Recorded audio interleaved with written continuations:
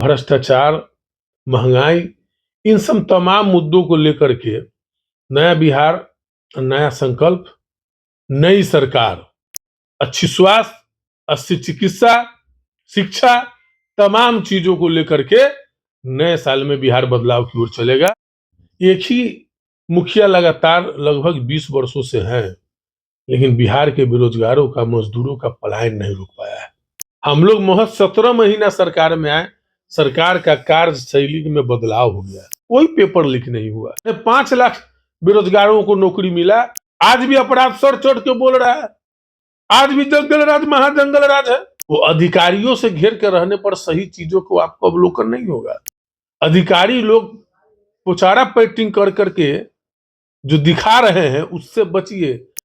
आप औचक निरीक्षण कीजिएगा तब जानकारी मिलेगी कि कैसे कार्यालयों में भ्रष्टाचार है, अंचल में हो, प्रखंड में हो, थाने में हो। माननीय मुख्यमंत्री जी से हम कहना चाहेंगे कि मुजफ्फरपुर आए हैं, जननायक आदरणीय कर्पूरी ठाकुर जी की प्रतिमा कहीं ना कहीं मुजफ्फरपुर जिले में बनाई जाए। मुजफ्फरपुर में ऐसी कोई हॉल नहीं है जो 2000-3000 लोगों की बैठने की कोई सुविधा हो, कोई कार्यक्रम किया जाए। ये हमारा पहले से भी मांग रहा है। 20 वर्ष में क्या बदलाव किए? फिर से कयास लगाया जा रहा है मकर संक्रांति से पहले, क्योंकि दही चूड़ा का जो मामला होता है बिहार में बड़ी सियासी उलटफेर हो जाती है। आपके राजद सुप्रीमो लालू जी ऑफर दे दिए नीतीश जी को कि आइए, स्वागत है। इस न्यूज के प्रायोजक है अफजल फर्नीचर। नमस्कार, स्वागत है आपका बीडी न्यूज में। मैं दिलजीत आपके साथ। सर्वप्रथम हम अपने तमाम दर्शक, व्यूअर और फॉलोअर्स को नव वर्ष की मंगलमय शुभकामना देते हैं। साल नया है और यह साल जो है राजनीतिक दृष्टिकोण से चुनावी वर्ष है। बातचीत करने के लिए हमारे साथ खास मेहमान के रूप में जुड़े हैं कांटी के स्थानीय विधायक, पूर्व मंत्री इसराइल मंसूरी जी। 2025 है, चुनावी वर्ष में हम लोग हैं। आप लोग का नारा चल रहा है नया साल, नई सरकार, नया संकल्प, नया बिहार। क्या उद्देश्य, कैसे बना रहे हैं? निश्चित तौर पर हम लोगों के आदरणीय नेता प्रतिपक्ष पूर्व उप मुख्यमंत्री श्री तेजस्वी प्रसाद यादव जी ने नया बिहार, नया संकल्प का जो वादा किया है, उसमें जो बुनियादी सवाल है, उन तमाम सवालों को लेकर के उन्होंने घोषणा पत्र भी किया है कि बिहार में नो पलायन। पलायन की जो समस्या है, एक ही सरकार, एक ही मुखिया लगातार लगभग 20 वर्षों से हैं, लेकिन बिहार के बेरोजगारों का, मजदूरों का पलायन नहीं रुक पाया है। ये भी एक गंभीर विषय है। और आप देख रहे हैं कि किस तरीके से भ्रष्टाचार का आलम हो गया हुआ है। तो भ्रष्टाचार, महंगाई, इन सब तमाम मुद्दों को लेकर के नया बिहार, नया संकल्प, नई सरकार, बेरोजगारों की सरकार होगी, किसानों की सरकार होगी, छात्र नौजवानों की सरकार होगी, गरीबों की सरकार होगी, महिलाओं की सरकार होगी। गरीबों का सरकार का मतलब प्रत्येक व्यक्ति को 200 यूनिट बिजली फ्री में दी जाएगी। हमारे महिलाओं को माई बहन मान योजना के तहत प्रत्येक महिलाओं को 2500 रुपया प्रति माह नए साल में, जैसे ही हम लोग के नेता आदरणीय तेजस्वी प्रसाद यादव जी मुख्यमंत्री बनेंगे, 1 महीना के अंदर में 2500 रुपया प्रति माह दिया जाएगा। हमारे वृद्धावस्था पेंशनधारी जो वृद्ध, बुजुर्ग, महिलाएं, विकलांग, विधवा, इन लोगों को जो 400 रुपया मिलता है, वो 400 से बढ़ा करके 1500 रुपया किया जाएगा। तो इन सब चीजों का जो बुनियादी समस्याएं हैं, आम आवाम के, गरीब गुरबा को, इन सब समस्याओं से भी निदान होगी, बेरोजगारी का भी निदान होगा, अच्छी स्वास्थ्य, अच्छी चिकित्सा, शिक्षा, तमाम चीजों को लेकर के नए साल में बिहार बदलाव की ओर चलेगा। ये हम लोग के आदरणीय नेताजी का संकल्प है। आपने कहा कि 20 वर्षों से एक ही चेहरा बिहार का नेतृत्व कर रहा है।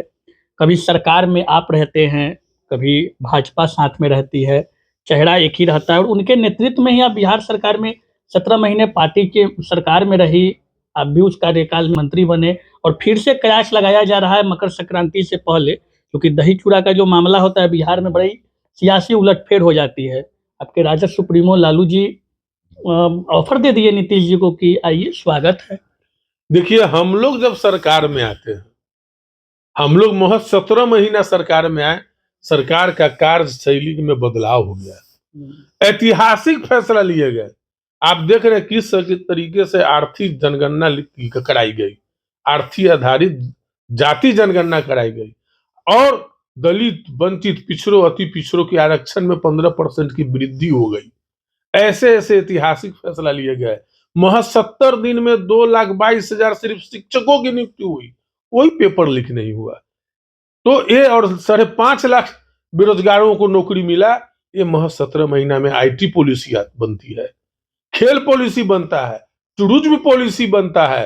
ये सब 17 महीनों का है। हमारे आज देख लीजिए स्वास्थ्य का क्या हाल है।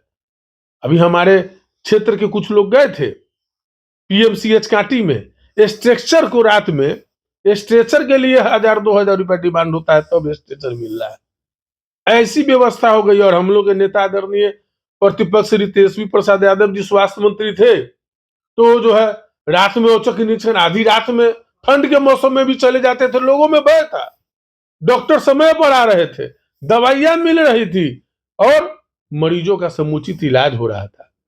तो ये अंतर है। महागठबंधन की सरकार बनती है, हम लोग जब आते हैं तो विकास ही विकास होता है, और जैसे ही हम लोग न निकल जाते हैं कहीं ना कहीं जो है विकास जो है भ्रष्टाचार का भेंट चल जाता है और अपराधों का तांडव बढ़ जाता है। सरकार के नेता कहते हैं, जब इस बात की जो कंपेयर आप कर रहे हैं कि हम लोग सरकार में आते हैं तो 15 साल पहले जाते हैं, कहते हैं कि क्या था समय, उस समय लोग 6 बजे के बाद सड़क पे नहीं निकलते थे। PSC में, CHC में गाय भैंस बांधा रहता था, बकरी चरती थी, गाय भैंस वहां पे चरता था।